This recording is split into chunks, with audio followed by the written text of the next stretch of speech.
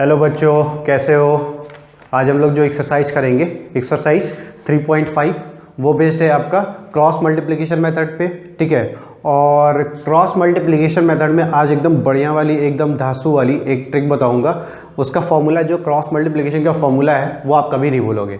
ठीक है, तो पहले हम लोग क्रॉस मल्टीप्लिकेशन का फॉर्मूला देखते हैं। क्रॉस मल्टीप्लिकेशन का फॉर्मूला होता क्या है? For solving the pair of linear equation. ठीक, तो पेयर ऑफ लीनियर इक्वेशन एक कंसिडर कर लेते हैं। पेयर ऑफ लीनियर इक्वेशन का फॉर्म हमें पता है, यही होता है a1x plus b1y plus c1 equal 0।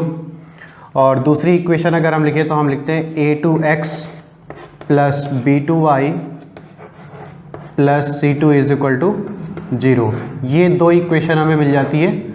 अब इन दोनों इक्वेशन में अगर हम क्रॉस मल्टीप्लिकेशन मेथड लगाते हैं तो हमें x की वैल्यू जो मिलती है वो मिलती है b1c2 minus c1b2 upon a1b2 minus b1a2। और अगर हम y की वैल्यू फाइंड करते हैं तो y की वैल्यू बच्चों हमें मिलती है c1a2 minus a1c2 upon, denominator हमें सेम मिलेगा दोनों में, x और y में, तो डिनोमिनेटर हमें यहाँ पे मिलेगा a1b2 माइनस b1a2। ठीक है, तो ये आपका फॉर्मूला है for solving the pair of linear equation using cross multiplication method. तो क्रॉस मल्टीप्लिकेशन इसे क्यों कहते हैं? x की वैल्यू देखो आप, x की वैल्यू जब हम फाइंड करते हैं तो b1 c2 से मल्टीप्लाइड है। ठीक है, इस तरीके से ये क्रॉस मल्टीप्लाई हो गया, और माइनस c1 b2, c1 का मल्टीप्लिकेशन b2 से कर दिया, क्रॉस मल्टीप्लिकेशन हो गया। और डिनोमिनेटर में अगर हम देखें तो कांस्टेंट वैल्यू को छोड़ के जो x और y का कोफिशिएंट है वो क्रॉस मल्टीप्लाई हो गया, a1 b2 माइनस b1a2। ठीक है, वैसे ही अगर y की वैल्यू देखें तो y की वैल्यू के लिए y को हम लोग यहाँ पे हिडन कर लेंगे, और यहाँ पे c1 का मल्टीप्लिकेशन a1 से a2 से हो जाएगा, c1 a2 माइनस c2 का मल्टीप्लिकेशन a1 से हो जाएगा, यानी a1 c2 whole upon, denominator फिर से वही मिलेगा, कांस्टेंट वैल्यू को हिडन कर लेंगे और एक्स वाई के कोफिशिएंट को क्रॉस मल्टीप्लाई करेंगे, a1 b2 minus b1 a2। तो अक्सर हमें यहाँ पे x और y की वैल्यू में प्रॉब्लम आती है, और x की वैल्यू तो अक्सर निकल जाती है सही, लेकिन y की वैल्यू में हमें प्रॉब्लम आ जाती है। तो एक ऐसा ट्रिक हम लोग देखेंगे आज, एक ऐसा ट्रिक बताऊंगा, ठीक है, जो आपको कभी नहीं भूलेगा, आप कभी भूलोगे नहीं फॉर्मूला, इस पेयर ऑफ लीनियर इक्वेशन को क्रॉस मल्टीप्लिकेशन से अगर सॉल्व करना है तो पहले हम चलते हैं क्वेश्चन नंबर 1 पे। Exercise 3.5 question number 1, and the first question says which of the following pair of linear equation has unique solution. तो कुछ पेयर ऑफ लीनियर इक्वेशन दिए गए हैं, उनका हमें फाइंड करना है यूनिक सॉल्यूशन, नो सॉल्यूशन और इनफाइनाइटली सॉल्यूशन। तो सबसे पहले हमें ये फाइंड करना है कि यूनिक सॉल्यूशन है या कोई सॉल्यूशन नहीं है, या इनफाइनाइट मेनी सॉल्यूशन है। और इसे हम लोग कैसे फाइंड करते थे? हम लोग एक्स वाई और कांस्टेंट टर्म, ये सारे आपके जितने भी टर्म्स हैं, एक्स और वाई के कोफिशिएंट और कांस्टेंट टर्म, इनके रेशियोज को कंपेयर करते थे और फाइंड करते थे कि जो लाइंस हैं वो इंटरसेक्टिंग होंगी, पैरेलल होंगी या कोइंसिडेंट होंगी। अगर लाइन इंटरसेक्टिंग होती थी तो हमें यूनिक सॉल्यूशन मिलता था, और यूनिक सॉल्यूशन के लिए कंडीशन क्या थी? a1 upon a2 is not equal to b1 upon b2, तो इंटरसेक्टिंग लाइन मिलती थी। और दूसरी कंडीशन हमारी थी a1 upon a2 is equal to b1 upon b2 but not equal to c1 upon c2। तो हमें क्या कंडीशन मिली थी? उस कंडीशन में हमें दो जो लाइंस मिली थी वो पैरेलल लाइंस मिली थी। और जो थर्ड कंडीशन थी, थर्ड कंडीशन में a1 upon a2 equals b1 upon b2 equals c1 upon c2। तो इस कंडीशन में हमें जो लाइंस मिली थी दोनों, वो दोनों लाइंस आपकी कोइंसिडेंट थी। तो जब कोइंसिडेंट लाइन मिलती है तो इनफाइनाइट सॉल्यूशन मिलता है, जब पैरेलल लाइंस मिलती है तो नो सॉल्यूशन मिलता है, और जब इंटरसेक्टिंग लाइंस मिलती है बच्चों तो वहाँ पे हमें क्या मिलता है? वहाँ पे मिलता है हमें यूनिक सॉल्यूशन। और जो इंटरसेक्शन पॉइंट होता है दोनों लाइंस का, उसी का जो कोऑर्डिनेट पॉइंट होता है, यानी एक्स और वाई की जो वैल्यू होती है, वही हमें यूनिक सॉल्यूशन प्रोवाइड करती है।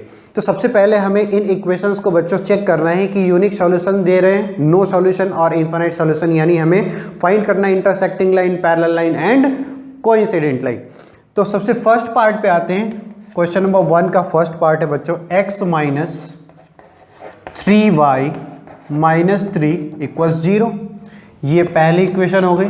सेकेंड इक्वेशन दी गई है 3x minus 9y minus 2 equals 0 और ये सेकेंड इक्वेशन है। अब इन इक्वेशंस को हमें चेक करना है, तो हम a1 अपॉन a2 यानी रेशियो फाइंड करेंगे x की कोफिशिएंट का। x का कोफिशिएंट 1 अपॉन 3 हो गया रेशियो। b1 अपॉन b2 का coefficient find, b1 upon b2 यानी y के कोफिशिएंट का रेशियो फाइंड करते हैं, ये होगा -3 अपॉन -9 और ये हमें फिर से बच्चों क्या मिल जाएगा, देखो a1 अपॉन a2 के इक्वल मिल जाएगा, क्या मिलेगा 1 अपॉन 3। c1 अपॉन c2 की वैल्यू फाइंड करें, c1 अपॉन c2 की वैल्यू हमें मिलेगी -3 upon -2 and this is 3 upon 2, 3 upon 2 मिल गई।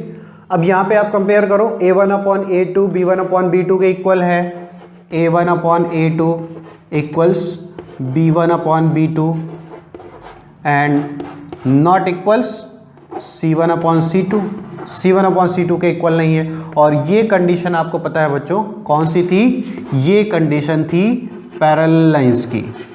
तो पैरेलल लाइंस जो होंगी उसमें हमें कोई भी सॉल्यूशन नहीं मिलेगा, नो सॉल्यूशन।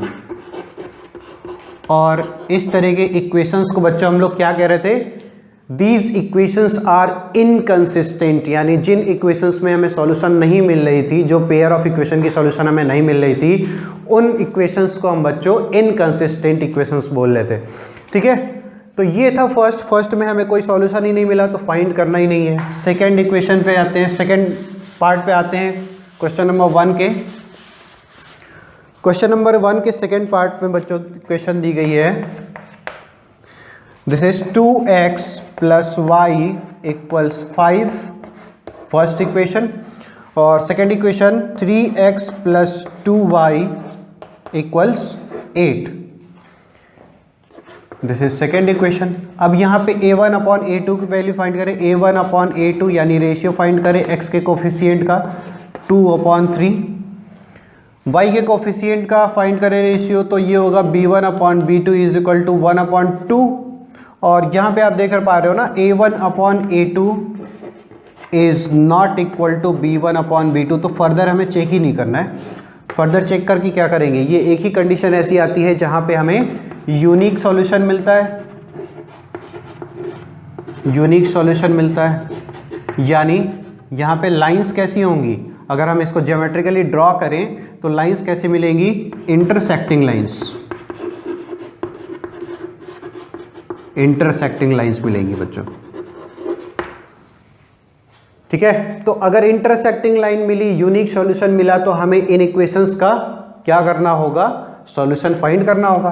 तो सॉल्यूशन भी किससे फाइंड करना है हमें, यहाँ पे हमें सॉल्यूशन फाइंड करना है क्रॉस मल्टीप्लिकेशन मेथड से। और क्रॉस मल्टीप्लिकेशन मेथड में आपने फॉर्मेट देखा था, हमने कैसे लिखा था, हमने फॉर्मेट लिखा था a1x plus b1y plus c equal to 0। यहाँ पे c आपके राइट हैंड साइड में, c को हमें लेफ्ट हैंड साइड में लाना पड़ेगा दोनों इक्वेशंस में। तो दोनों इक्वेशंस में c को लेफ्ट हैंड साइड में लाते हैं, ये हो जाएगा बच्चों 2x plus Y minus 5 equal 0। ये इक्वेशन नंबर 1 है। अगर इसको इक्वेशन नंबर 3 भी कंसिडर कर सकते हैं, फॉर्मेट चेंज कर दिया हमने। और सेकेंड इक्वेशन को बच्चों क्या लिख सकते हैं, 3x plus 2y minus 8 equals 0, और इसको बोल दिया अगर इक्वेशन नंबर 4। अब यहाँ पे हम x और y का फॉर्मूला लगा देंगे क्रॉस मल्टीप्लिकेशन वाला। तो x फाइंड करेंगे तो y का कोफिशिएंट यानी b1 इंटू c2, तो b1 यहाँ पे बच्चों क्या है 1, c2 कितना है -8, minus c1 into b2, c1 कितना है बच्चों -5 इंटू b2, b2 की वैल्यू कितनी है 2, अपॉन यहाँ पे कांस्टेंट टर्म को हम लोग हिडन कर लेंगे और यहाँ पे क्रॉस मल्टीप्लिकेशन करेंगे एक्स वाई के कोफिशिएंट का, 2 से 2 मल्टीप्लाई कर दिया, 2 इंटू 2 यानी a1 into b2 minus b1 into a2, ये होगा बच्चों 1 इंटू 3।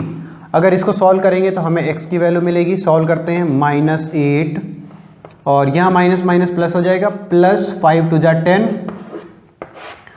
डिनोमिनेटर में मिलेगा 2 टू ज़ा 4 -3 और बच्चों यहाँ पे मिल जाएगा 10 - 8 वैल्यू मिलेगी 2/1 मीन्स 2।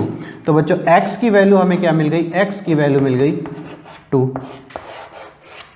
ठीक है, y की वैल्यू फाइंड करते हैं फॉर्मूला यूज करके। y में क्या फॉर्मूला होता है, y में फॉर्मूला होता है अगर हम y की वैल्यू फाइंड करते हैं तो y को हिडन कर लेते हैं और x और कांस्टेंट टर्म का क्रॉस मल्टीप्लिकेशन करते हैं।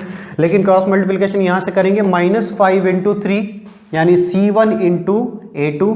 C1 क्या है बच्चों -5 और A2 है आपका 3 minus C2 × A1।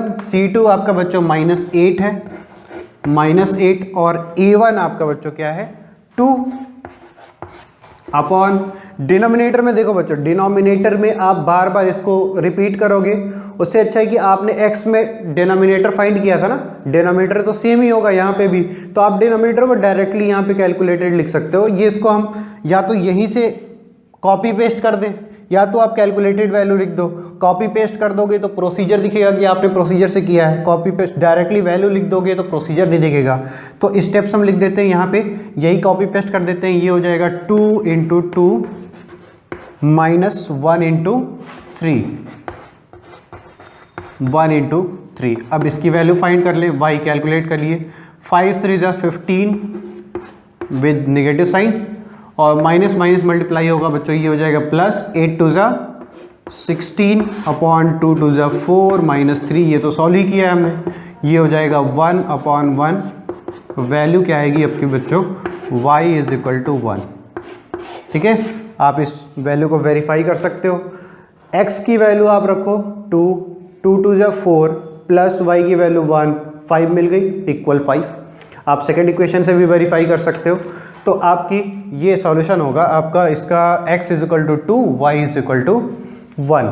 Next part पे आते हैं, पार्ट थर्ड क्वेश्चन नंबर 1 का।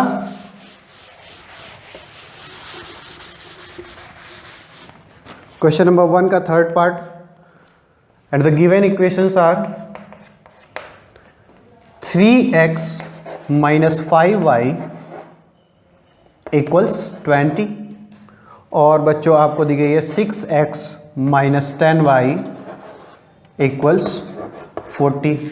दो इक्वेशन दी गई है। सबसे पहले तो हमें इसकी कंसिस्टेंसी इनकंसिस्टेंसी फाइंड करनी होगी, यानी यूनिक सॉल्यूशन है, नो सॉल्यूशन है और इनफाइनाइट मेनी सॉल्यूशंस है।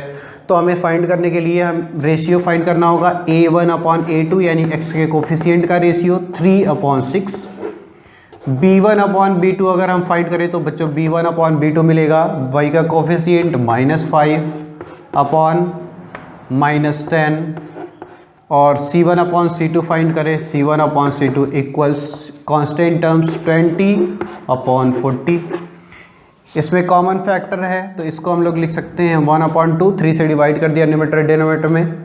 यहाँ पे निगेटिव निगेटिव कैंसिल हो जाएगा, पॉजिटिव साइन मिलेगा। 5 2 ज़ा 10, 5 कॉमन फैक्टर है तो 1/2 यहाँ भी मिलेगा और यहाँ पे C1/C2 20 कॉमन फैक्टर है, 1/2 यहाँ भी मिलेगा। तो बच्चों आप देख लो A1/A2 इक्वल्स आ गया B1/B2 इक्वल आ गया C1/C2 के। तो ये कंडीशन बच्चों आपको पता है कौन सी कंडीशन है, इनफाइनाइट सॉल्यूशन। इनफाइनाइट सॉल्यूशन कैसी इक्वेशंस हैं, कंसिस्टेंट इक्वेशंस हैं। ग्राफिकल रिप्रेजेंटेशन करेंगे तो कैसा मिलेगा, कोइंसिडेंट लाइंस मिलेंगी। तो यहाँ पे इनफाइनाइट सॉल्यूशंस हैं तो x और y की कोई भी ऐसी वैल्यू जो इस इक्वेशन को सेटिस्फाई कर दे वो सारे सॉल्यूशंस ही इसके होंगे, यानी कोई भी कोऑर्डिनेट आप यहाँ x y को सेटिस्फाई करा दो वो आपका सॉल्यूशन हो जाएगा दोनों इक्वेशंस का। तो बच्चों आते हैं नेक्स्ट पार्ट पे, फोर्थ पार्ट क्वेश्चन नंबर 1 का फोर्थ पार्ट। और फोर्थ पार्ट में जो इक्वेशन दी गई है वो है x - 3y - 7 = 0। और बच्चों सेकेंड इक्वेशन दी गई है 3x - 3y - 15 = 0। ये आपकी फर्स्ट इक्वेशन और ये रही आपकी सेकेंड इक्वेशन। और बच्चों A1/A2 यानी रेशियो फाइंड करें x के कोफिशिएंट का 1/3। B1/B2 फाइंड करें, B1/B2 बच्चों का -3/-3। C1/C2 बच्चों आपका होगा -7/-15। आप देख पा रहे हो, ऐसे ही आपको सिंपल रेशियो फाइंड करने की जरूरत ही नहीं। 1/3 यहाँ पे आपको मिलेगा 1 और यहाँ पे मिलेगा 7/15, तो कोई भी रेशियो इक्वल नहीं है। तो आप यही देख लो A1/A2 नॉट इक्वल्स B1/B2। आपको आगे चेक करने की जरूरत नहीं है ना, आपको यहीं पे क्या मिल गया, यहीं पे आपको यूनिक सॉल्यूशन मिल गया। तो यूनिक सॉल्यूशन, इंटरसेक्टिंग लाइंस होंगी, इंटरसेक्टिंग लाइंस, और इक्वेशन कैसी होगी, इक्वेशन कंसिस्टेंट है क्योंकि आपको यूनिक सॉल्यूशन मिल रहा है।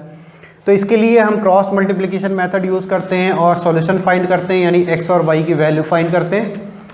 x और y की वैल्यू फाइंड करने के लिए हमें देखो फॉर्मेट लिखा हुआ है, हमारी रिक्वायर्ड फॉर्मेट भी लिखा हुआ है, यानी a1x plus b1y plus c1 is equal to 0 के फॉर्मेट में दोनों इक्वेशन है। तो फॉर्मेट चेंज करने की जरूरत तो है नहीं, फॉर्मेट चेंज नहीं करेंगे। तो x की वैल्यू क्रॉस मल्टीप्लिकेशन से, क्रॉस मल्टीप्लिकेशन का फॉर्मूला देखो क्या होता है, b1 into C2 minus C1 into B2। तो b1 इंटू C2, b1 क्या है बच्चों -3 into C2 -15 minus C1 into B2, C1 कितना है -7 इंटू B2 कितना है बच्चों -3 अपॉन डिनोमिनेटर में कांस्टेंट टर्म को हिडन कर दो और क्रॉस मल्टीप्लिकेशन कर दो, 1 इंटू -3 इंटू 3, ठीक है, सही है ना, 1 इंटू -3 इंटू 3, ठीक है। अब इसको सॉल्व करें, माइनस माइनस आपका प्लस हो जाएगा, 15 3 जा 45, माइनस यहाँ माइनस माइनस प्लस हो जाएगा तो माइनस आपका रिटेन रहेगा, 7 3 जा 21 अपॉन -3 इंटू 1 -3 और -3 इंटू 3 -9 और -9 इंटू -1, ये हो जाएगा बच्चों आपका +9। आपको यहाँ पे बच्चों क्या मिल रहा है, इसको सब्ट्रैक्ट करो, ये मिलेगा 4 एंड 2 और यहाँ पे डिनोमिनेटर में बच्चों आपको मिलेगा 6 4 जा 24। ऐसे y की वैल्यू फाइंड करें, ये x की वैल्यू मिल गई, y की वैल्यू फाइंड करें। y की वैल्यू फाइंड करने के लिए y को हिडन कर लेंगे और x और कांस्टेंट टर्म का क्रॉस मल्टीप्लिकेशन कर देंगे। लेकिन क्रॉस मल्टीप्लिकेशन शुरू कहाँ से करेंगे, C1 से। तो बच्चों ये होगा -7 इंटू 3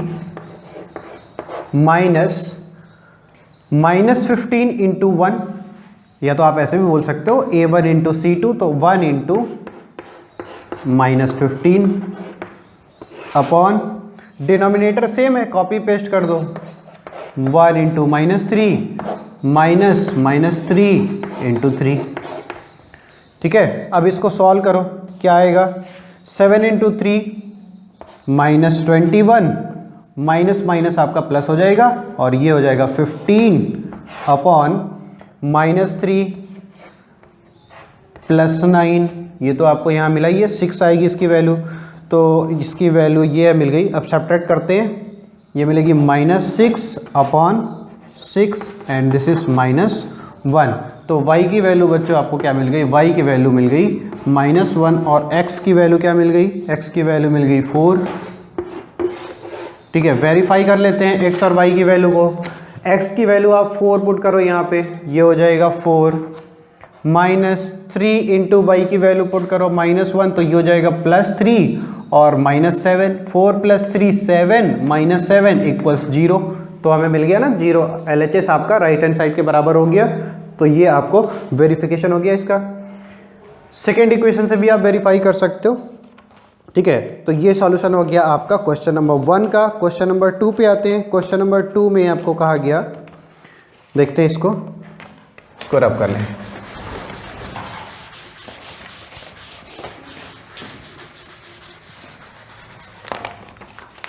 क्वेश्चन नंबर 2 और क्वेश्चन नंबर में भी सेकेंड 2 पार्ट दिए गए। तो फर्स्ट पार्ट में देखते हैं, for which value of a and b does the following pair of equations have an infinite number of solution.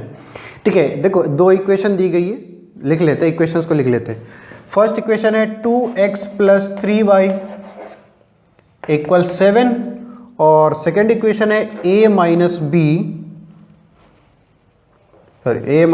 b x और y का कोफिशिएंट दिया है a प्लस बी वाई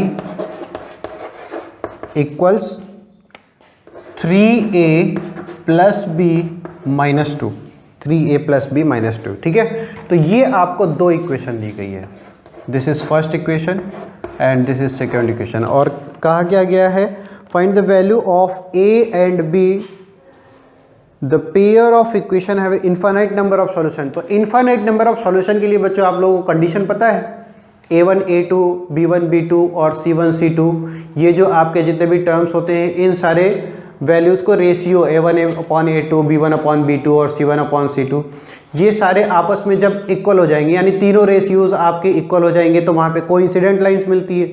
और जब भी कोइंसिडेंटल लाइन मिलेगी तो वहाँ पे आपको क्या मिलेगा, इनफाइनाइट मेनी सॉल्यूशंस मिलेंगे। तो आप इक्वल कर लो, सिंपली आपको एक इक्वेशन मिलेगी a और b में। प्रोसेस शुरू करते हैं, a1 अपॉन a2 आपको क्या मिलेगा, a1 अपॉन a2, ये मिलेगा x का कोफिशिएंट 2 अपॉन x का कोफिशिएंट a माइनस b। ठीक है, और b1 upon b2, b1 upon b2 3 upon a plus b, और c1 upon c2, c1 upon c2 को हम लोग क्या लिख सकते हैं, 7 अपॉन ये वाला कांस्टेंट आपका कितना है 3a प्लस b माइनस 2।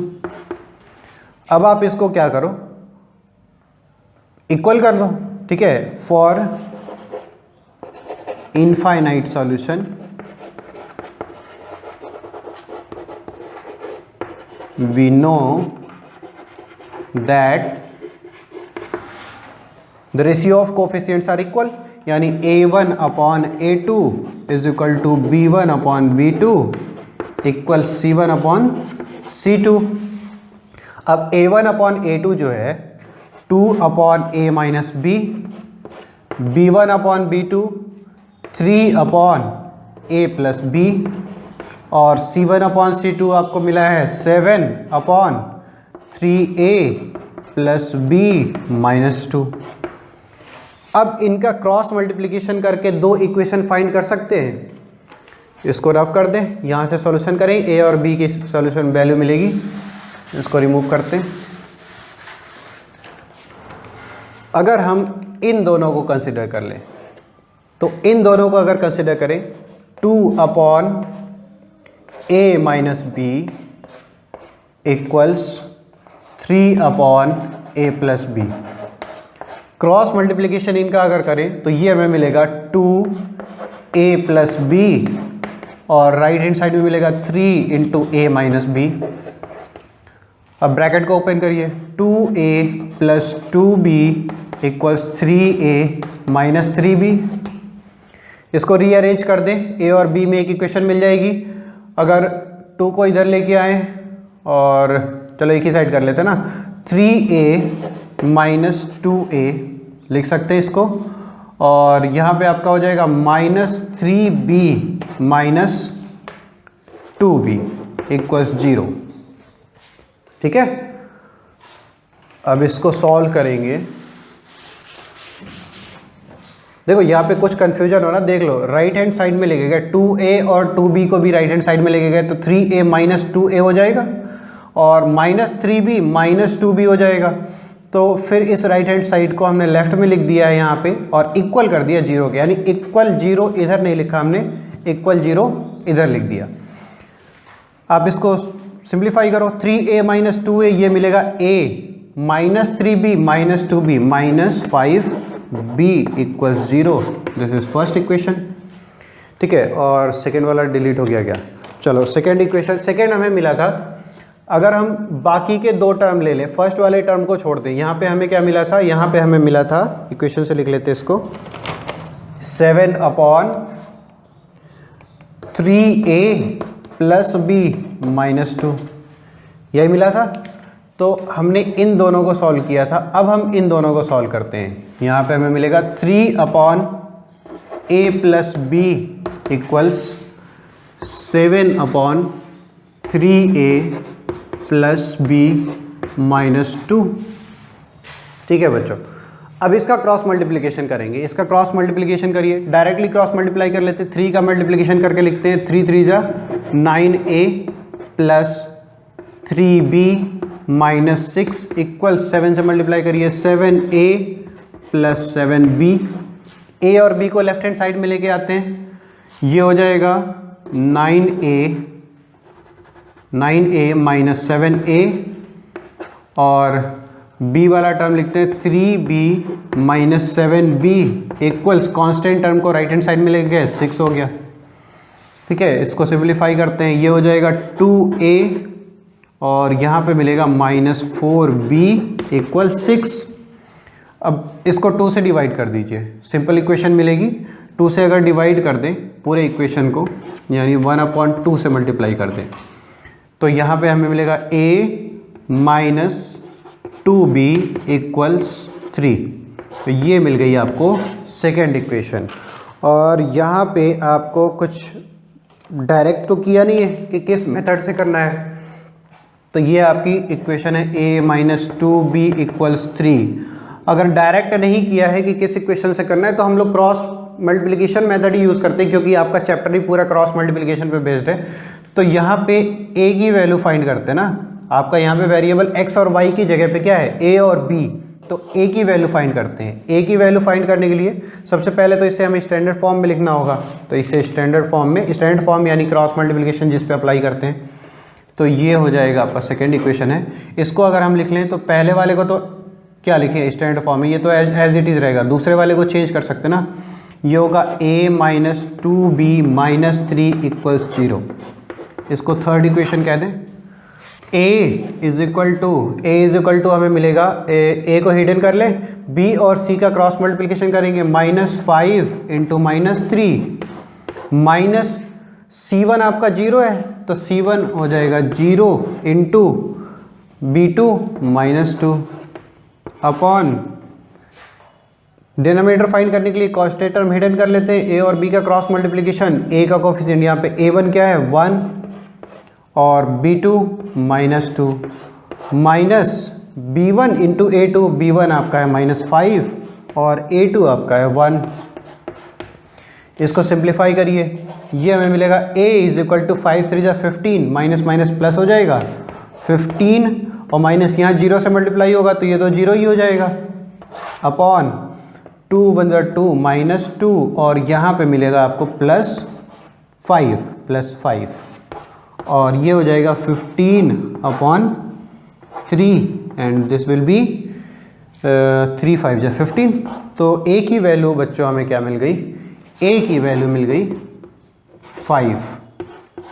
तो b की वैल्यू आप सब्स्टिट्यूशन से भी फाइंड कर सकते हो, क्रॉस मल्टीप्लिकेशन से हम लोग फाइंड कर रहे हैं ना, तो क्रॉस मल्टीप्लिकेशन लगाते हैं b की वैल्यू फाइंड करने के लिए भी।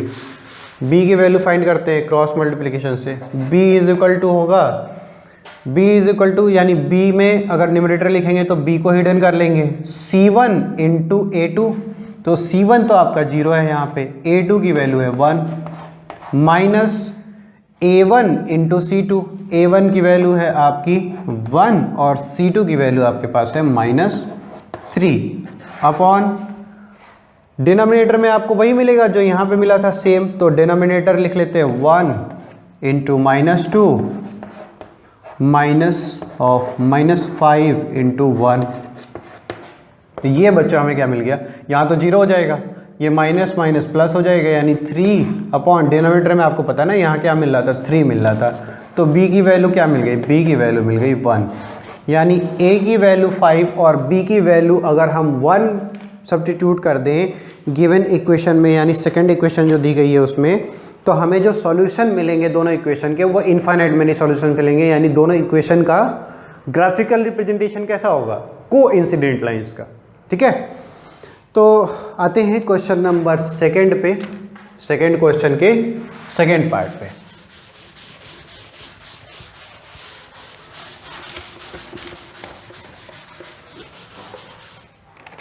सेकंड क्वेश्चन का second part, for which value of k will the following pair of linear equation have no solution. अब दूसरी वाली कंडीशन नो सॉल्यूशन की कंडीशन, यानी नो सॉल्यूशन की कंडीशन में आपको क्या मिलेगा, A1/A2 equals B1/B2 but not equals C1/C2, यानी पैरेलल लाइंस। जब पैरेलल लाइंस होगी तो कोई भी सॉल्यूशन नहीं मिलेगा ना। तो गिवन इक्वेशंस हैं 3x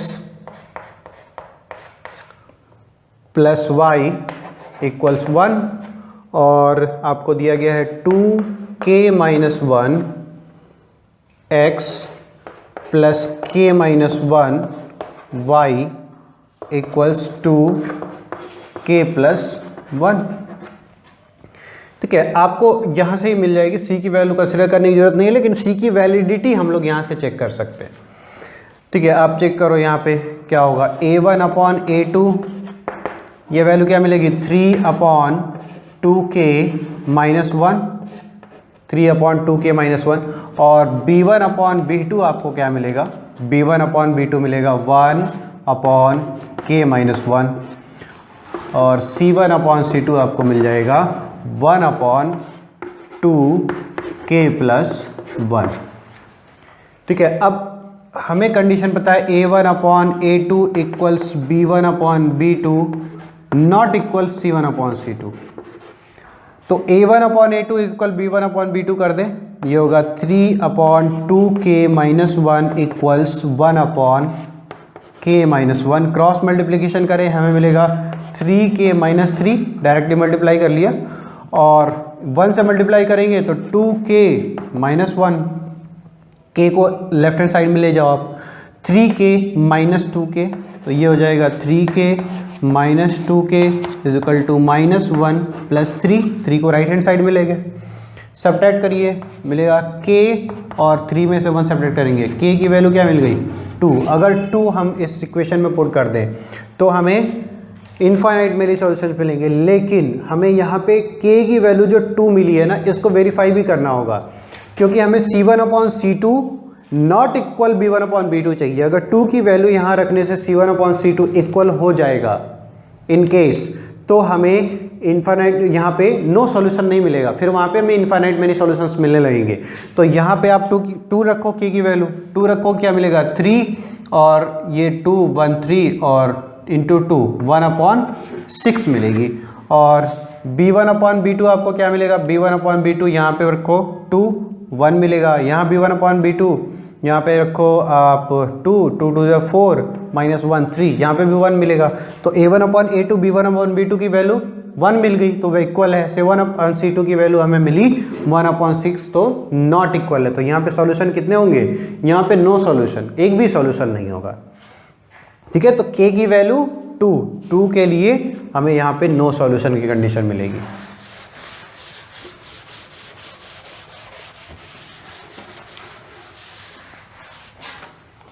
ठीक है बच्चों, ये था आपका question number second I think हो गया। क्वेश्चन नंबर थर्ड पे आते हैं। क्वेश्चन नंबर थर्ड में क्या कहा गया, solve the following pair of linear equation by the substitution and cross multiplication method. तो दोनों मेथड यूज़ करना है और कुछ करना नहीं, डायरेक्टली इन्होंने इक्वेशन दे रखी है और सब्स्टिट्यूशन क्रॉस मल्टीप्लिकेशन दोनों मेथड यूज़ करना है। तो पहले सब्स्टिट्यूशन सॉल्व करते हैं, हमने पहले सीखा था। तो ये था 8x + 5y = 9, ये इक्वेशन है पहली, और दूसरी equation second equation is 3x + 2y = 4, this is second equation. इसको क्रॉस सब्स्टिट्यूशन मेथड से सॉल्व करते हैं। तो फर्स्ट इक्वेशन को लेते हैं, फ्रॉम इक्वेशन 1 क्या करते थे, 8x + 5y = 9, किसी एक वेरिएबल की वैल्यू दूसरे वेरिएबल के टर्म में फाइंड करते थे। तो अगर हम यहाँ y की वैल्यू फाइंड कर लें तो ये हो जाएगा 5y = 9 - 8x, तो y इक्वल हो जाएगा 9 - 8x/5। इस y की वैल्यू को कहाँ सब्स्टिट्यूट करते थे, सेकेंड वाले इक्वेशन में, अगर फर्स्ट से फाइंड किया तो सब्स्टिट्यूट कर दें, substituting the value of y ना, value of y in equation second. दूसरी इक्वेशन में अगर वैल्यू सब्स्टिट्यूट करें y की, तो ये क्या हो जाएगा 3x + 2 ×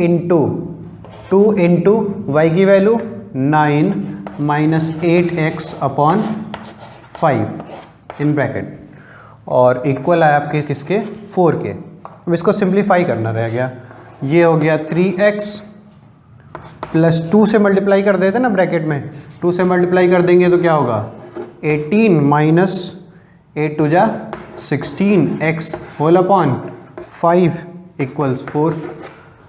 पूरे इक्वेशन में 5 से मल्टीप्लाई कर दीजिए, पूरे इक्वेशन में अगर 5 से मल्टीप्लाई कर दें तो ये क्या हो जाएगा, 5 से यहाँ मल्टीप्लाई करो आप, 5 3 जा 15x प्लस यहाँ पे 5 से मल्टीप्लाई करेंगे तो अगर यहाँ 5 आया मल्टीप्लिकेशन में तो 5 5 कैंसिल हो जाएंगे, कॉमन फैक्टर मिला है न्यूमरेटर डिनोमिनेटर में, तो ये कैंसिल हो जाएगा।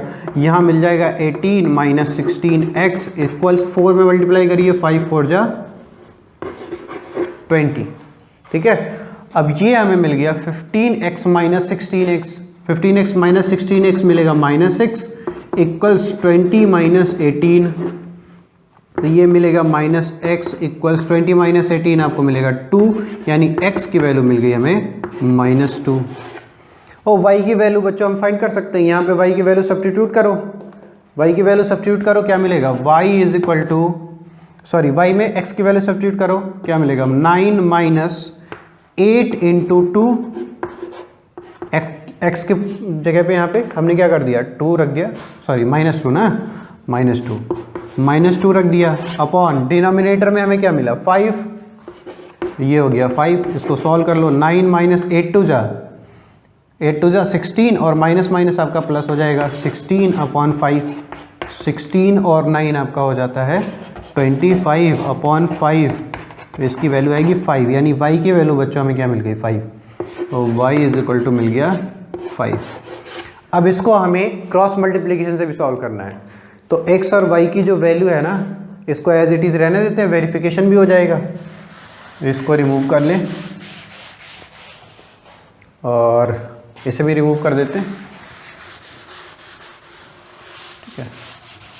x और y की वैल्यू हमें मिल गई -2 और 5, तो क्रॉस मल्टीप्लिकेशन मेथड से सॉल्व करें। क्रॉस मल्टीप्लिकेशन में x की वैल्यू, सबसे पहले तो क्रॉस मल्टीप्लिकेशन में देखिए आप फॉर्मेट देखिए, c आपका राइट हैंड साइड में लिखा है, c को आपको पहले क्या करना होगा लेफ्ट हैंड साइड में लिखना होगा, तो इसे हम क्या लिख सकते हैं, इसको हम यहाँ पे लिख लें, अगर इसे हम लिखें 8x plus 5y minus 9 equal 0 हो जाएगा, और इस सेकेंड इक्वेशन को अगर लिखेंगे तो ये हो जाएगी 3x plus 2y minus 4 equal 0। इसको अगर कह दे थर्ड इक्वेशन और ये कह दे फोर्थ इक्वेशन, केवल फॉर्मेट चेंज किया गया है फर्स्ट और सेकेंड का। तो इससे हम लोग सॉल्व करेंगे क्रॉस मल्टीप्लिकेशन में। तो x की वैल्यू के लिए x को हिडन कर दें, ठीक है, और y का क्रॉस मल्टीप्लिकेशन कर दें। तो पहले क्रॉस मल्टीप्लिकेशन यहाँ से करेंगे 5 इंटू -4, तो ये करेंगे 5 इंटू -4, और उसके बाद 5 इंटू -4 हो गया और इसको हिडन किया था। अब ये वाला बचा -9 इंटू 2 अपॉन डिनोमिनेटर में हम क्या लिखते हैं, कांस्टेंट वाले टर्म को हिडन करके क्रॉस मल्टीप्लिकेशन करते हैं। तो कांस्टेंट हिडन किया, क्रॉस मल्टीप्लिकेशन 8 इंटू 2, तो ये होगा 8 इंटू 2 माइनस 5 इंटू 3, तो 5 इंटू 3। इसको सॉल्व करिए, क्या होगा 5 4 जा 20 -20 माइनस माइनस प्लस हो जाएगा, 9 2 जा 18 अपॉन 8 2 जा 16 माइनस 5 3 जा 15 इक्वल्स, यहाँ पे क्या आएगी value -2 upon 16 minus 15 that is 1, x is -2। ठीक है, आपको थोड़ा सा ना x और y की वैल्यू जहाँ पे क्रॉस मल्टीप्लाई करके लिखनी होती है ना, वहाँ पे थोड़ा कॉम्प्लिकेशन लगती है, लेकिन आप देखो x की वैल्यू डायरेक्टली 2 लाइन के सॉल्यूशन में मिल गई। ठीक है, y की वैल्यू अगर फाइंड करें तो यहाँ पे अब मेहनत, एक सॉल्यूशन निकल गया ना, तो यहाँ पे अब आपकी मेहनत ना आधी हो जाती है, केवल न्यूमरेटर फाइंड करना है, डिनोमिनेटर तो मिल ही गया आपको। तो y की वैल्यू फाइंड करने के लिए हम क्या करते हैं, y की वैल्यू फाइंड करने के लिए y को हिडन कर लेंगे ना। y को हिडन करने के बाद जब हम क्रॉस मल्टीप्लिकेशन करते हैं तो c से ही स्टार्ट करते हैं। तो c1 इंटू a2, c1 कितना है -9, a2 की वैल्यू कितनी है 3, minus a1 into c2, A1 कितना है 8 और C2 कितनी है -4, और डिनोमीटर तो आपको यहीं कॉपी पेस्ट करना है, केवल डिनोमीटर कॉपी पेस्ट कर दो। 8 × 2 -5 × 3, ठीक है। तो y की वैल्यू आपको क्या मिल गई, y की वैल्यू 9 3 ज़ा 27, तो ये होगा -27, माइनस माइनस आपका ये हो जाएगा प्लस, ठीक है। तो ये हो गया प्लस 8 4 ज़ा 32 अपॉन डिनोमीटर में 8 2 ज़ा 16, ये कितना आया था 1 ही आया था, डिनोमीटर तो डिनोमीटर 1 ही आया। 32 में से 27 नेगेटिव के माइनस करिए, ये क्या होगा 5, तो y की वैल्यू बच्चों क्या मिल गई 5, और x की वैल्यू क्या मिली -2। वेरीफाई करिए, पीछे हमने किया था ना सब्स्टिट्यूशन मेथड से, क्या मिली थी वैल्यू x की -2 और y की 5, सेम वैल्यू मिली। तो इक्वेशन क्वेश्चन नंबर 3 हो गया। क्वेश्चन नंबर 4 करते हैं। क्वेश्चन नंबर 4 में आपको वर्ड प्रॉब्लम दिएगा ना, ठीक है, पढ़ लेते हैं। स्टेटमेंट में क्या कहा गया form the pair of linear equation in the following problems and find their solution if they exist. तो वहाँ पे वैलिडिटी भी चेक करनी है, यानी कंसिस्टेंट है इनकंसिस्टेंट है इक्वेशन, ये भी चेक करना होगा। बाय एनी अलजेब्रिक मेथड, किसी भी मेथड से सॉल्व करना है। तो देखते हैं कौन सा कन्वीनियंट होगा, जहाँ पे जो कन्वीनियंट मेथड लगेगा उससे हम लोग सॉल्व करेंगे, ठीक है। तो क्वेश्चन नंबर 4,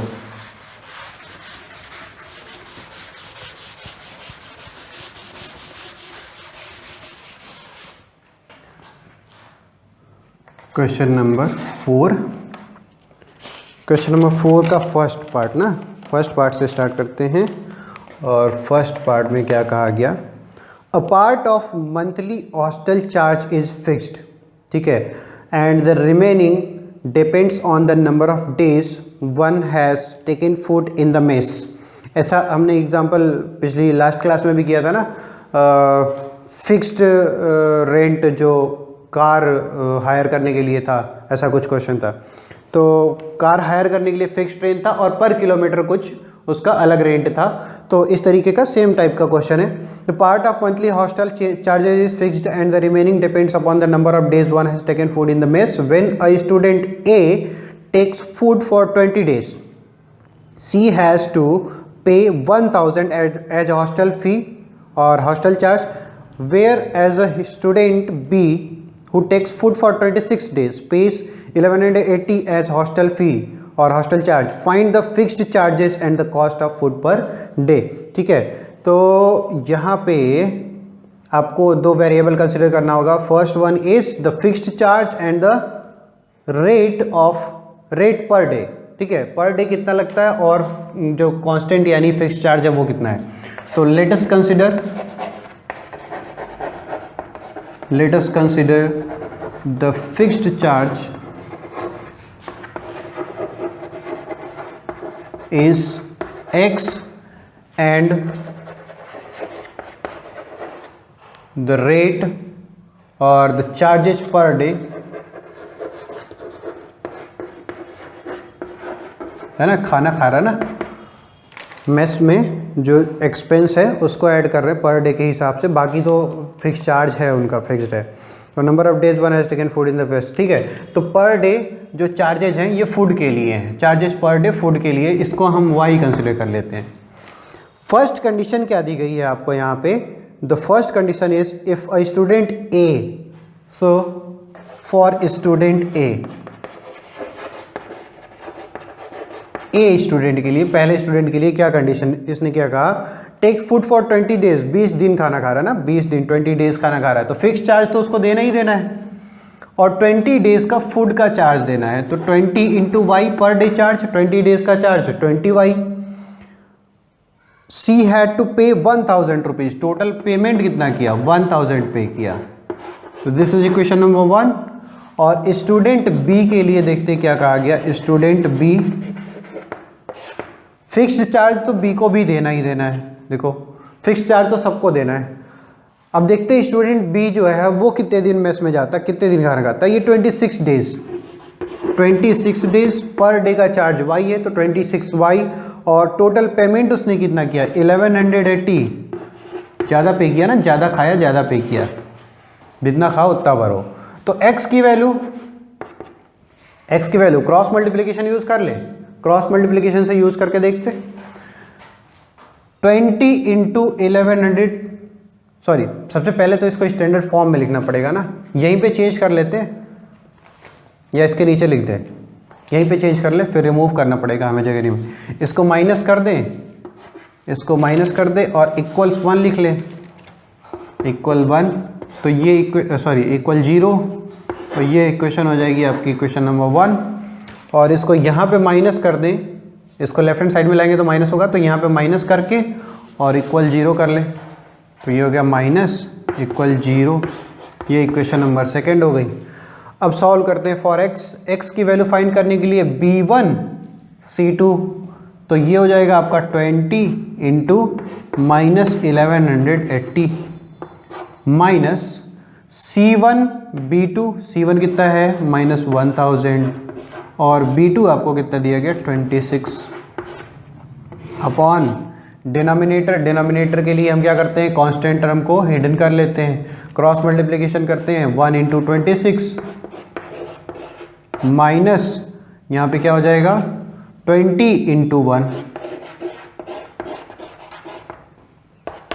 देखो अब मल्टीप्लाई करो, 236 यानी 236 और 00, ठीक है, आपको मल्टीप्लाई करना होगा, मल्टीप्लाई करके चेक करना, ऐसा ही कुछ आना चाहिए, 236, ठीक है, 23,600, ठीक है, ये आएगी वैल्यू। और माइनस साइन आएगा यहाँ पे, माइनस, यहाँ पे माइनस माइनस आपको प्लस मिलेगा और ये मिलेगा 26,000 अपॉन 26 माइनस 20, इसको लिख सकते हैं ना, 26 माइनस 20। चलो ऊपर से सॉल्व करते हैं, यहाँ से नहीं, इसको रहने दो, y की वैल्यू फाइंड करनी है ना अभी। और फिर तो ये क्या हो जाएगा, x इज इक्वल टू 26,000 है, 26,000 में से 23,600 माइनस करो, कितना होगा 24, 25, 26 यानी 2400, यही मिलेगा 2400, ठीक है, ये हो जाएगा आपका 2400 अपॉन 26 माइनस 20, ये हो जाएगा 6 4 जा 24 यानी 400, यानी फिक्स्ड चार्ज कितना है 400 है। This is fixed charge of hostel. y की वैल्यू फाइंड करते हैं, y की वैल्यू क्या होगी, y को हिडन कर लें और क्रॉस मल्टीप्लिकेशन कहाँ से स्टार्ट करें, c1 से, माइनस 1000 इंटू a2 की वैल्यू 1 माइनस c2 की वैल्यू माइनस 1180 और a1 की वैल्यू 1 यानी 1 इंटू माइनस 1180 अपॉन डिनोमिनेटर तो सेम मिलना है, तो इसको हम लिख सकते हैं 1 इंटू 26 माइनस 20 इंटू 1, तो ये क्या हो जाएगा 1000 minus 1000 plus 1180 upon 26 minus 20, that is लिख लो 26 माइनस 20, 1180 में से 1000 माइनस करो, क्या होगा 180 और 26 माइनस 20 ये क्या होगा 6, तो ये होगा 30 रुपीज़, यानी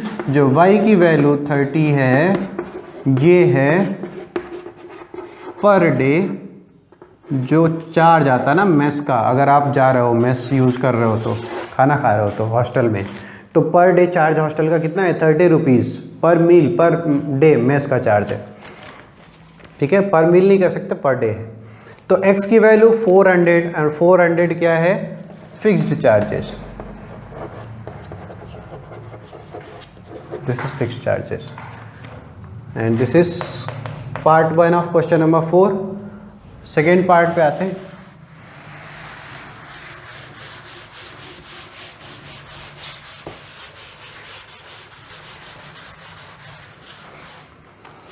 क्वेश्चन नंबर 4 का सेकेंड पार्ट में दिया गया फ्रैक्शन वाले क्वेश्चन हमने बहुत कर लिए अभी तक।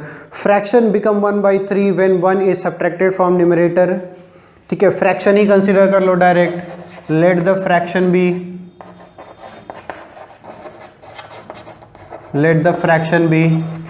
x upon y where y should not equal to 0, y equal 0 के इक्वल नहीं होना चाहिए।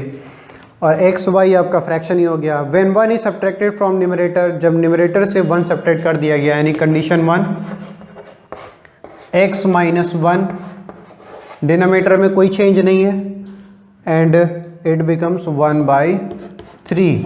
क्रॉस मल्टीप्लाई कर लो, 3x minus 3 equals y and it becomes 3x minus y minus 3 equals 0। This is first equation. Case second, the condition second is it becomes 1/4 when 8 is added to its denominator। Denominator में 8 add कर दो, x upon Y plus 8, यानी numerator में कोई change नहीं हुआ, और ये कितना हो जाता है, ये हो जाता है 1/4।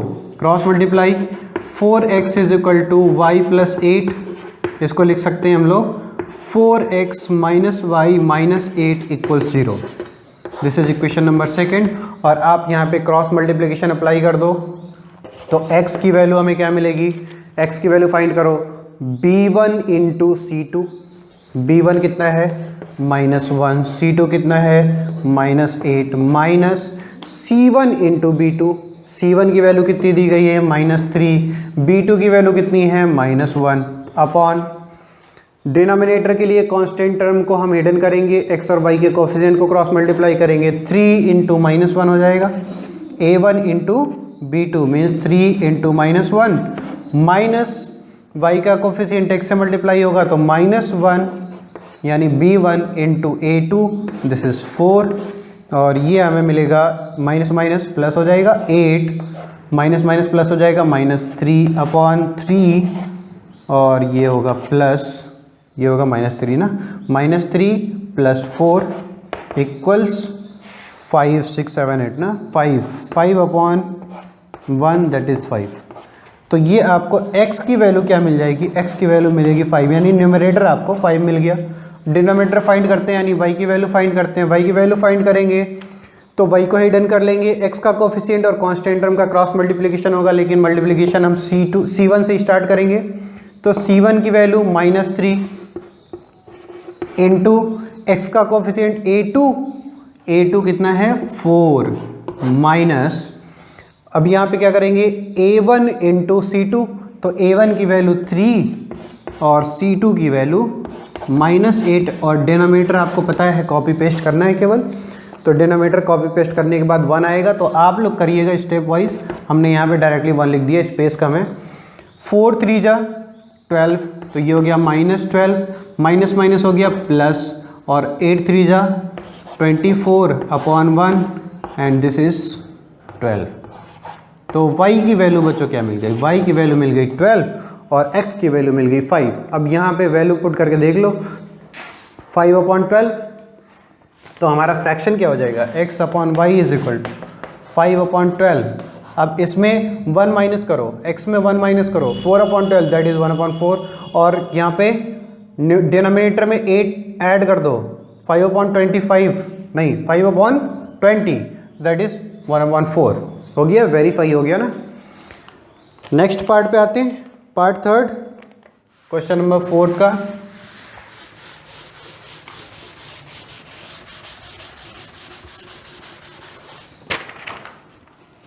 क्वेश्चन नंबर 4 का पार्ट थर्ड पार्ट में बच्चों क्या कहा गया, Yash scored 40 marks in a test. एक टेस्ट हुआ जिसमें यस नाम का बच्चा है और वो 40 मार्क्स स्कोर करता है, getting 3 marks for each right answer and losing 1 marks for each wrong answer. हर एक गलत सॉल्यूशन करने पे, यानी गलत आंसर करने पे उसे 1 नंबर काट लिया जाता है, और हर सही आंसर पे उसे 3 नंबर मिलते हैं, ठीक है। For each wrong answer had 4 marks been awarded for each correct answer. Condition change कर दिया, अगर सही के लिए 4 नंबर देने लगे, and 2 marks been deducted for each incorrect और the wrong answer, then Yash would have scored 50 marks. तो दूसरे कंडीशन में अगर कंडीशन चेंज कर दिया, यानी 4 नंबर देने लगे सही के लिए और 1 नंबर देने लगे गलत के लिए, तो कितने मार्क्स स्कोर किया, 50 मार्क्स स्कोर किया। How many questions were there in the test, यानी टेस्ट में टोटल क्वेश्चन कितने थे। मान लो टेस्ट में चाहे जितने भी क्वेश्चन हो, अगर राइट क्वेश्चंस मान ले x है, ठीक है, तो कंसिडर कर लेते पहले, let us consider the value of, और let us consider the number of correct answers और the correct answered questions. Correct answers ही केवल कंसिडर कर लो, answers is x, and similarly consider the number of incorrect answers are y। अब यहाँ पे समझने वाली बात ये है कि x अगर करेक्ट आंसर्स हैं और y इनकरेक्ट आंसर्स हैं, तो पहली कंडीशन के हिसाब से अकॉर्डिंग टू द कंडीशन 1, अगर 3 मार्क्स उसको करेक्ट आंसर के लिए दिए जाते हैं और टोटल करेक्ट आंसर उसके x हैं, तो 3 से मल्टीप्लाई कर देंगे, 3x यानी उसके स्कोर हो जाएंगे। लेकिन y क्वेश्चंस जो उसके गलत हुए हैं, रॉन्ग हुए हैं, उस पर 1 नंबर उसका डिड्यूस भी हो रहा है।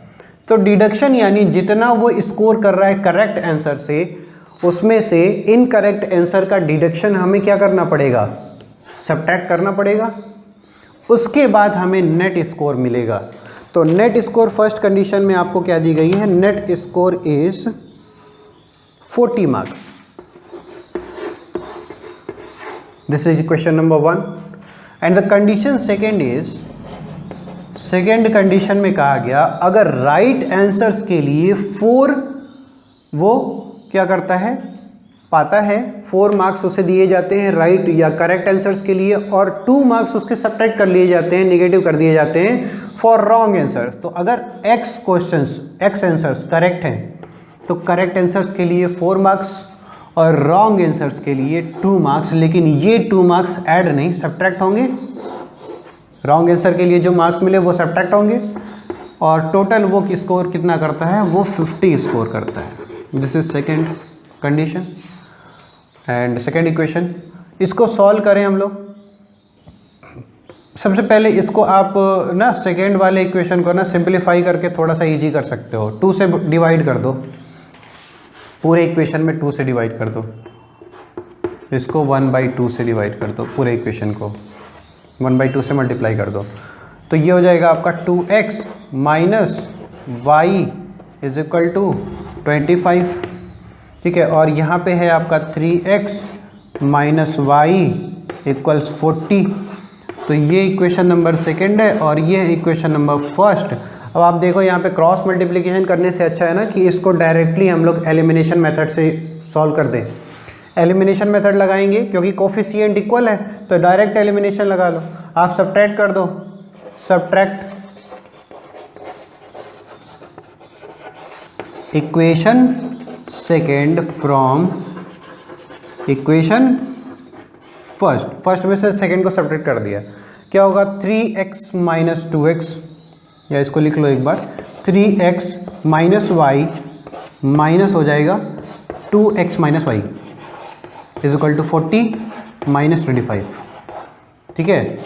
और यहाँ पे आप सब्ट्रैक्ट करो 3x माइनस 2x, ये क्या हो जाएगा x और y का ना माइनस वाई प्लस वाई हो जाएगा 0, और यहाँ पे 40 माइनस 25 आपको मिलेगा 15। तो x की वैल्यू कितनी मिल गई 15।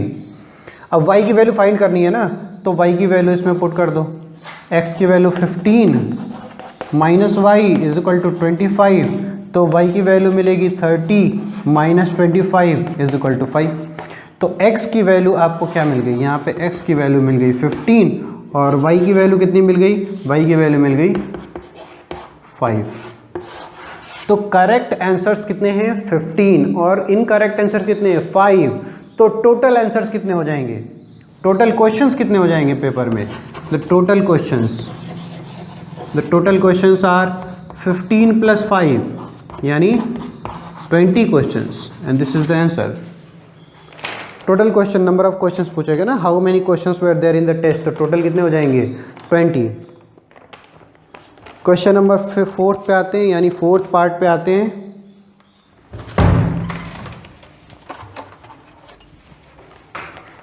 क्वेश्चन नंबर 4 का 4th part,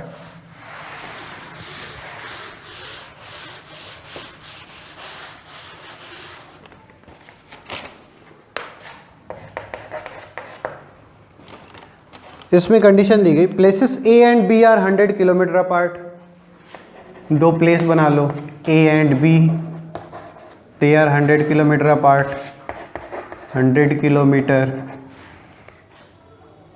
on highway one car start from A, यहाँ से एक कार स्टार्ट हो रही है ना, यहाँ से एक कार स्टार्ट हो रही है। This is a car starting from A and one car, another car B starts from another from B at the same time. दूसरी स्टार्ट हो रही है यहाँ से ना, ठीक है। ये हो गई हमारी कारें, ठीक है। अब ये कारें रोड पे दौड़ेंगी, किधर दौड़ रही हैं देखो। If another car B start at the same direction ना, सेम डायरेक्शन में, एक ही दिशा में चल रही है, ये भी इधर जा रही है और ये भी इधर जा रही है, same direction. If the car travels in the same direction at different speeds, अलग अलग स्पीड से स्टार्ट चल रही है, दे मीट इन 5 आवर्स, 5 घंटे में उनकी मुलाकातें होती है एक दूसरे से, ठीक है, फिर बातें होती हैं। तो ये हो गया ए एंड बी। और कंसिडर कर लेते हैं कि ये जो कारें हैं इनकी मुलाकात यहाँ पे हो रही है, ठीक है, and this is meeting point, यहाँ पे इनकी मुलाकात की जगह है। कंसिडर कर लेते हैं एस डिस्टेंस ट्रैवल की, है ना, वहाँ तक 100 किलोमीटर और 100 किलोमीटर के बाद ये वाला आगे जो डिस्टेंस है एस डिस्टेंस ट्रैवल की। तो कार ए जो है वो कितना डिस्टेंस ट्रैवल करेगी, 100 प्लस एस, और कार बी कितना ट्रैवल करेगी, एस ट्रैवल करेगी। कार ए की स्पीड अगर हम कंसिडर कर ले एक्स है और कंसिडर कर ले कि कार बी की स्पीड वाई है, ठीक है। अगर ए की स्पीड एक्स और बी की स्पीड वाई है तो इसके लिए इक्वेशन लिखें, स्पीड इज इक्वल टू क्या होता है आपको पता है, मोशन पढ़े हो, स्पीड इज इक्वल टू ये होती है डिस्टेंस अपॉन टाइम। तो टाइम तो देखो 5 घंटे लग रहे हैं दोनों को, 5 आवर्स लग रहे हैं, लेकिन स्पीड डिफरेंट है। फर्स्ट वाली कार का स्पीड x है, डिस्टेंस कितना कवर कर रही है 100 प्लस एस डिस्टेंस कवर कर रही है, और टाइम कितना लग रहा है 5 आवर्स। दूसरी वाली कार की स्पीड y है, डिस्टेंस कितना ट्रेवल कर रही है s, और टाइम कितना कंज्यूम कर रही है 5 आवर्स। आप यहाँ पे देखो ये हो जाएगा 5y is equal to S, तो इस s की वैल्यू को हम क्या कर दें, यहाँ पे सब्स्टिट्यूट कर दें, तो x हमें क्या मिलेगा, x मिलेगा 100 प्लस 5y अपॉन 5। अब इसको रीअरेंज करके हम लिख सकते हैं 5x is equal to 100 plus 5y, और ये क्रॉस मल्टीप्लिकेशन के बाद और रीअरेंज करने के बाद हमें लिख सकते हैं 5x minus 5y is equal to 100। Common factor आपका 5 है, 5 से डिवाइड कर दो पूरी इक्वेशन में, ये हमें मिलेगा x minus y is equal to 20, and this is equation number 1। Easy equation बन गई ना डिवाइड करने के बाद। अब सेकेंड कंडीशन देखते हैं। सेकेंड कंडीशन में क्या कहा गया, if they travel toward each other, ये एक दूसरे की तरफ आने लगी, क्या बात हुई, ये इधर आ रही है, ठीक है, और ये इधर जा रही है, तो स्पीड तो यही कंसिडर करेंगे y, क्योंकि b इसी स्पीड से चलती है, इसकी स्पीड ही नहीं चेंज होगी। x की स्पीड, a की स्पीड x और b वाले कार की स्पीड y, अपोजिट डायरेक्शन में चल रही है, एक दूसरे की तरफ चल रही है। दे मीट इन 1 आवर, अब तो ये एक ही घंटे में मिलने वाली हैं, ये टोटल डिस्टेंस कवर करने में 1 घंटे लगने हैं, 1 आवर, ठीक है। अगर हम कंसिडर कर लें कि A से चलने वाली कार अगर क्या कंसिडर कर लें, D डिस्टेंस चलती है, D डिस्टेंस चलती है, तो B से चलने वाली कार कितना चलेगी 100 माइनस D। तो कंडीशन नंबर सेकेंड के हिसाब से जो x कार है, यानी जो A से चलने वाली कार है, वो x की स्पीड से कितना डिस्टेंस कवर करेगी, d अपॉन टाइम। टाइम कितना कंज्यूम कर रही है 1 hour, means x is equal to d। और अगर सेकंड y की स्पीड फाइंड करें तो y जो है वो कितना डिस्टेंस चलेगी, वो चलेगी 100 माइनस डी अपॉन कितना टाइम कंज्यूम करेगी, 1 आवर। दोनों को इक्वल टाइम कंज्यूम करना है, 1 घंटे बाद मिल रही है, तो y is equal to 100 minus D की वैल्यू क्या है x, तो ये हो जाएगा x, तो ये हमें मिलेगा x plus Y is equal to 100।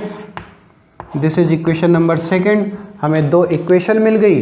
अब इन दोनों इक्वेशंस को हम सॉल्व कर देंगे। ठीक है, इन दोनों इक्वेशंस को सॉल्व कर देंगे।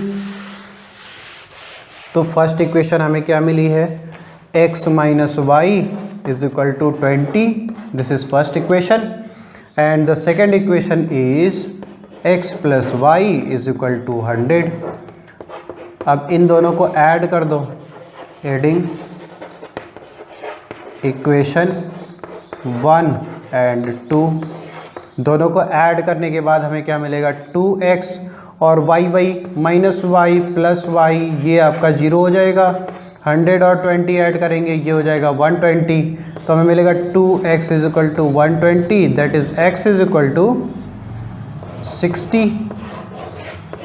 x वेलोसिटी किसकी है, जो a से चलने वाली कार है, और y इज इक्वल टू क्या मिलेगा, y इज इक्वल टू, यहाँ से आप y फाइंड कर लो ना, यहाँ से फाइंड कर लो, 100 माइनस x की वैल्यू 60, तो y की वैल्यू 40। अब देख लो, इसको वेरीफाई कर सकते हो। कैसे वेरीफाई करेंगे सर, x अगर 60 की स्पीड से चल रहा है, यानी 60 किलोमीटर पर आवर, तो ये वाली कार अगर 60 किलोमीटर पर आवर से चल रही है तो 1 घंटे में 60 किलोमीटर चलेगी, 60 किलोमीटर 1 आवर में चलेगी। और ये वाली कार अगर 1 आवर में 40 किलोमीटर चलेगी तो यहाँ पे पहुँचेगी। तो 40 किलोमीटर ये चल ली, 60 किलोमीटर ये चल ली, तो 40 और 60 टोटल 100 टोटल डिस्टेंस कवर होगी 1 आवर में। 1 आवर में दोनों एक दूसरे को मिल गई। ठीक है, तो ये था सॉल्यूशन 4th पार्ट का। 5th पार्ट पे आते हैं, क्वेश्चन नंबर 4 के 5th पार्ट पे।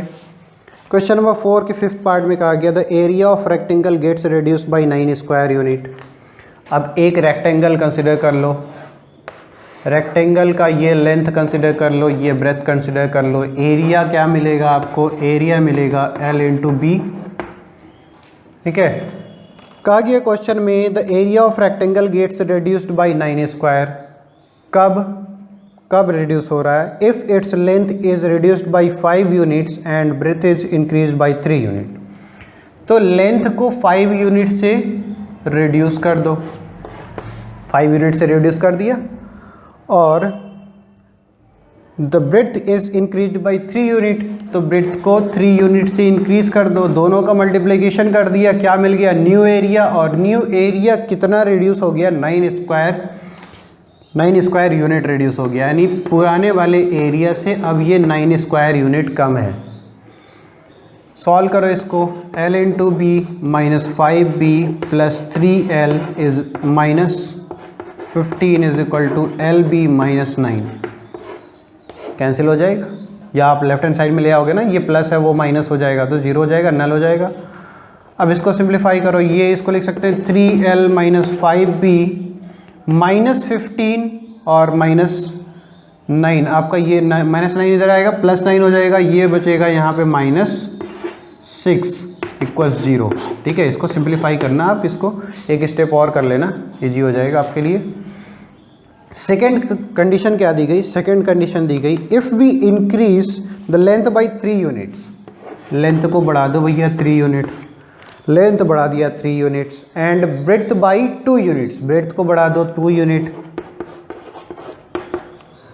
फिर कहा गया, the area increased by 67 units, square units. The area, पुरानी वाली एरिया कितनी बढ़ गई, 67 स्क्वायर यूनिट बढ़ गई। इसको मल्टीप्लाई करो, LB plus 3B plus 2L plus 6 is equal to LB plus 67। फिर से कैंसिल हो जाएगा, ये होगा 2L plus 3B is equal to 67 minus 6, क्या होगा, इसको इधर ले आओ ना, माइनस 67 इधर आ जाएगा लेफ्ट हैंड साइड में, प्लस 6 ये होगा माइनस 61 इक्वल्स 0।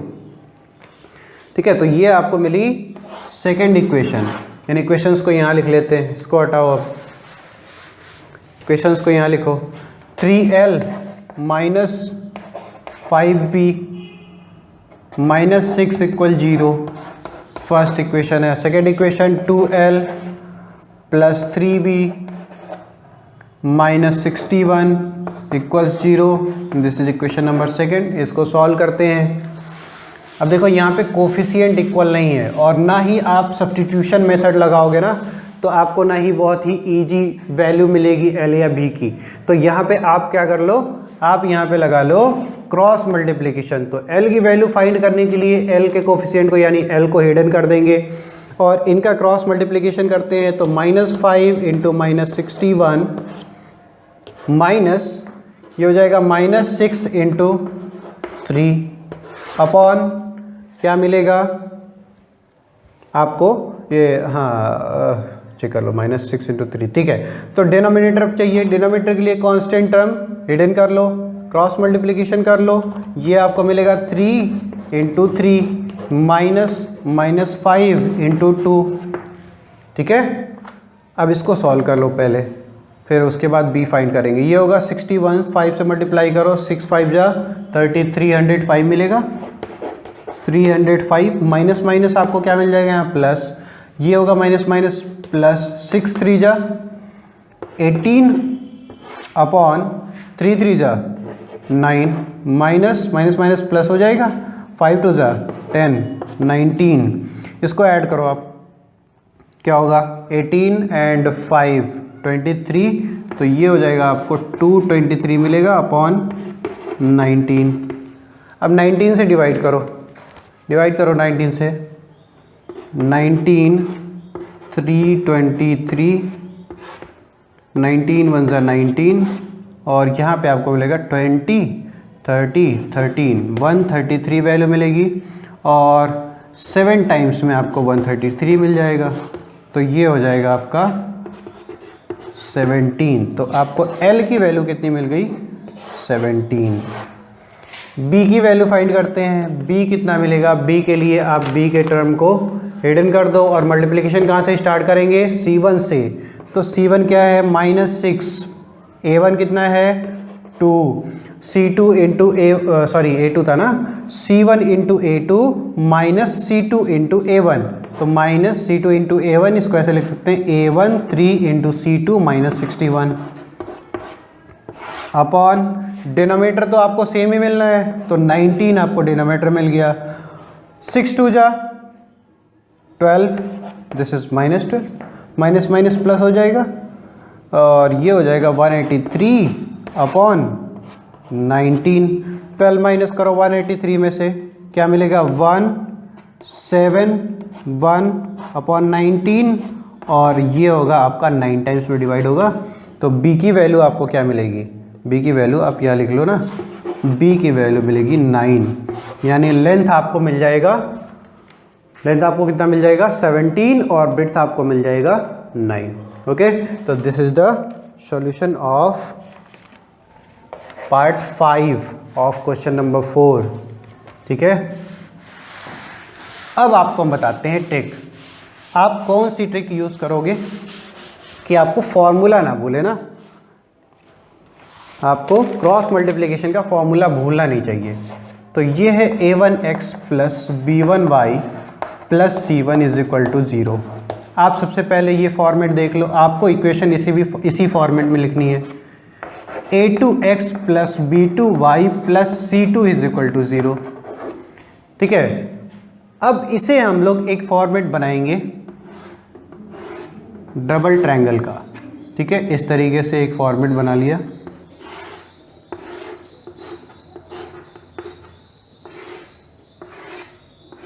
ठीक है। और a1 a2 हम इन वर्टिसेस पे लिखेंगे, a1 a2, यहाँ पे हमने लिखा b1 b2 और इस वर्ट, ठीक है।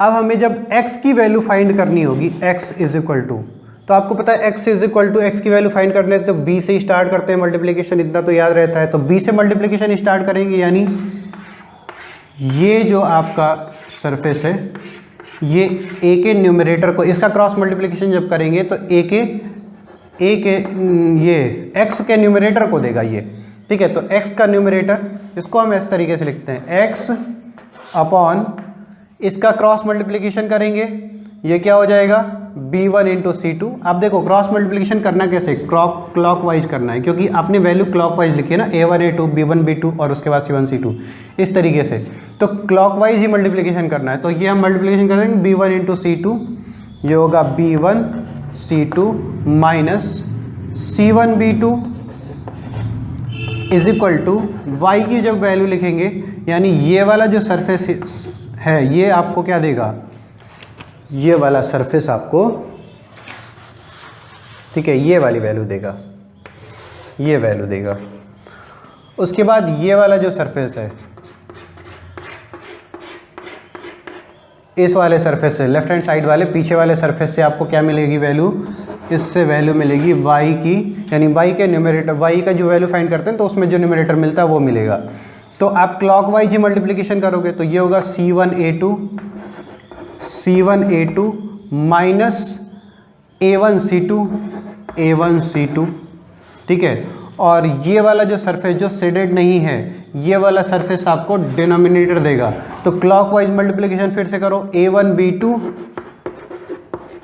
माइनस B1 A2, ठीक है। तो ये ट्रिक अगर आप यूज कर रहे हो तो इस ट्रिक से आप कभी भी x और y की वैल्यू को नहीं भूलोगे, ठीक है। क्रॉस मल्टीप्लिकेशन का जो प्रोसेस है फॉर्मूला फाइंड करने का, वो इतना इजी नहीं है, आपको एग्जाम में जल्दी करना होता है। तो वैल्यू अगर मान लो ये आपकी वैल्यू किसका किससे मल्टीप्लिकेशन करते हैं, कौन सा कोएफिशिएंट पॉजिटिव होता है कौन नेगेटिव होता है, अगर ये आप भूल रहे हो तो इस मेथड से आप क्या कर सकते हो, रिवाइज कर सकते हो, यानी फॉर्मूला फाइंड कर सकते हो डायरेक्टली, ठीक है।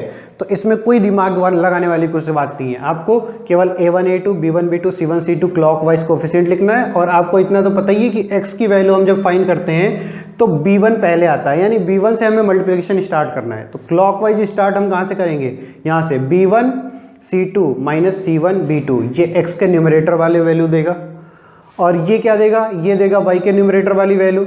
तो ये तीनों वैल्यूज़ को हम क्या करते हैं, इन तीनों वैल्यूज़ को हम इक्वल कर देते हैं ना।